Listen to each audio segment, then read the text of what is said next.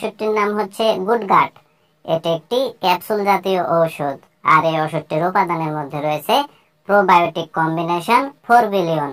আর এই ওষুধটি উৎপন্ন করেছে বাংলাদেশের সুনামধন্য ওষুধ কোম্পানি রেনেটা লিমিটেড।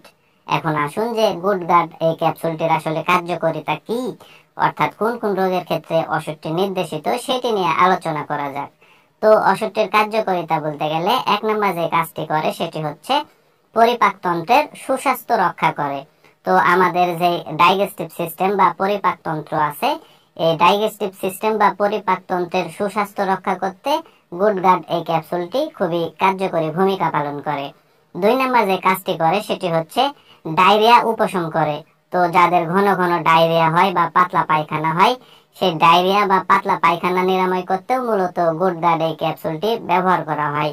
3 নম্বর যে কাজটি করে সেটি হচ্ছে অ্যান্টিবায়োটিক ব্যবহারের ফলে পেটে যে অস্বস্তি ভাব হয়, সেই অস্বস্তি ভাব নিরাময়েও মূলত গুডগার্ড এই ক্যাপসুলটিকে ব্যবহার করা হয়।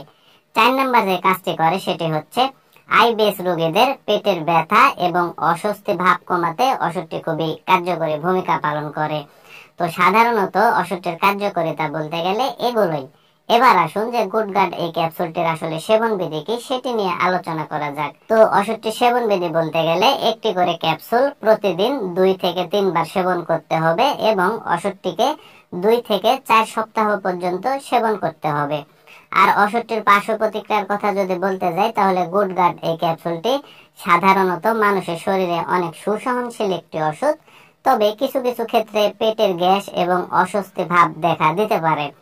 আর যারা গর্ভবতী এবং স্তন্যদানকারী মায়েরা আছে, সেই সকল মায়েদের ক্ষেত্রে গুডগার্ড এই ক্যাপসুলটিকে সেবন করার যদি খুব প্রয়োজন পড়ে যায়, সেক্ষেত্রে বিশেষজ্ঞ চিকিৎসকের সাথে পরামর্শ করে সতর্কতার সাথে ওষুধটিকে সেবন করতে হবে। আর গুডগার্ড এই ক্যাপসুলটি বাংলাদেশের যে কোনো ফার্মেসিতে বা ওষুধের দোকানে একটু খোঁজ খবর নিলে অতি সহজেই পাওয়া যাবে।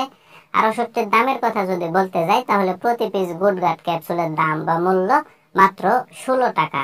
তো বন্ধুরা, একটি কথা বলে রাখা ভালো, সেটি হচ্ছে যেহেতু প্রতিটা ওষুধের ডোজ বা মাত্রা মানুষের শারীরিক কন্ডিশন, বয়স ও ওজনের উপর নির্ভর করে তৈরি করা হয়, সেহেতু এই ওষুধ সহ যে কোনো ওষুধ সেবনের পূর্বে অবশ্যই কোনো বিশেষজ্ঞ চিকিৎসকের সাথে পরামর্শ করবেন, তারপরে সেবন করবেন।